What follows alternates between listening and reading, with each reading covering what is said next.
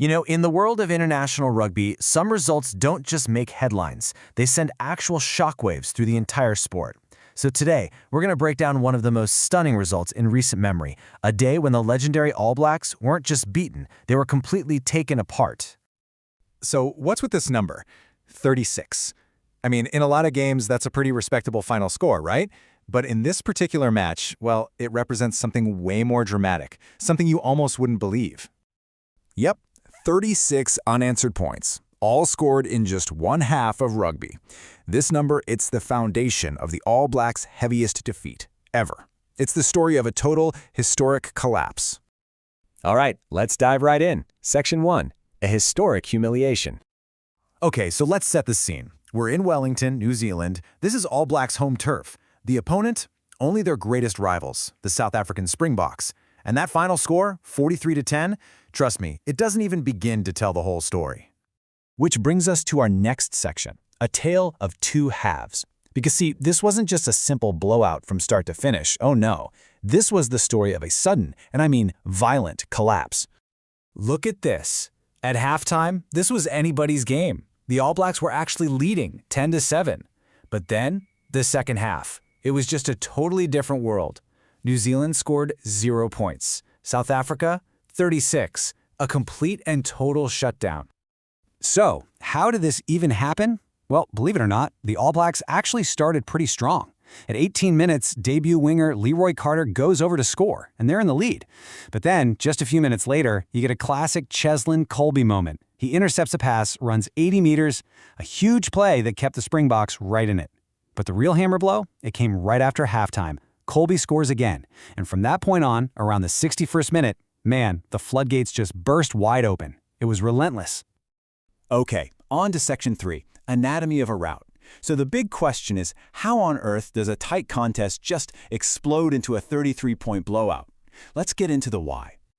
Well, for starters, the Springboks were just immense, absolutely on another level. They were so much more physical in defense and so much more decisive when they had the ball. Their set pieces, just superb. It was the foundation for everything they did, and they completely forced the All Blacks into a kicking game they didn't want to play. Their backline combinations were sharp, and that famous rush defense, wow, it just completely smothered New Zealand. And on the flip side, what happened to the All Blacks? Their whole game just fell apart. The defense was under so much pressure, it just faded. They really struggled with the high balls, they were starved of possession, and that rush defense had them completely rattled.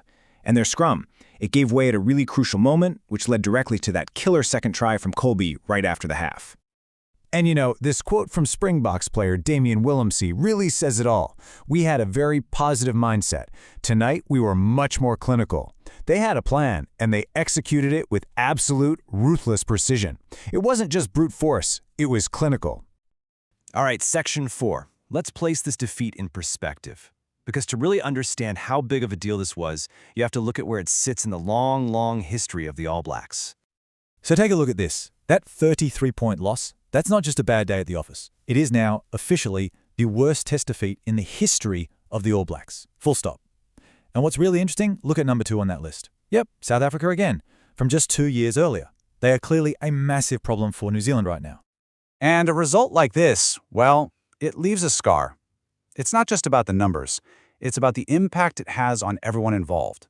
The players, the coaches, and, you know, an entire nation of fans who just aren't used to seeing this.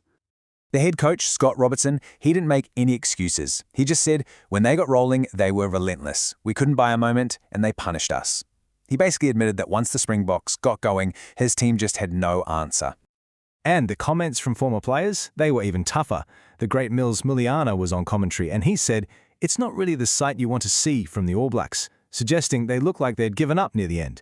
I mean, for anyone to say that about an All Blacks team, that's about as damning as it gets. But inside the team itself, you could already see them trying to turn the page.